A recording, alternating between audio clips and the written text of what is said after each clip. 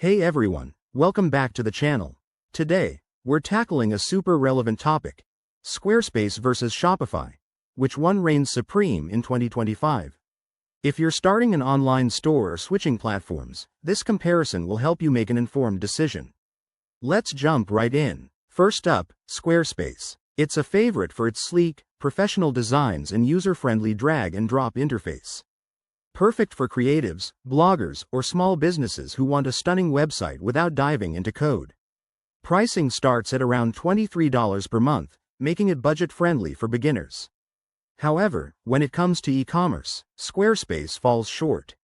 It has basic tools for selling products, but it might not handle high-volume sales or advanced inventory management as well as dedicated platforms. Now, let's talk Shopify.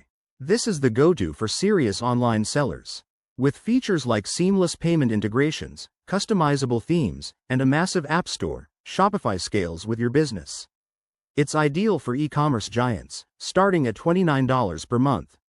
But it has a steeper learning curve and could get pricey with add-ons and transaction fees. If you're planning to expand rapidly, Shopify's robust tools make it a powerhouse. Head-to-head, let's break it down. Ease of use. Squarespace wins for simplicity, while Shopify offers more depth. Customization. Both are strong, but Shopify's app ecosystem gives it an edge. Pricing. Squarespace is cheaper for basic needs, but Shopify provides better value for growing stores. SEO and marketing. Shopify excels with advanced integrations. So, which is better? It depends on your goals. If you prioritize design and ease, go with Squarespace. For scalable e-commerce, Shopify is the clear choice.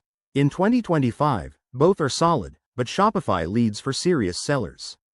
Thanks for watching. Hit that like button, subscribe for more comparisons, and let me know in the comments which one you're using. See you next time.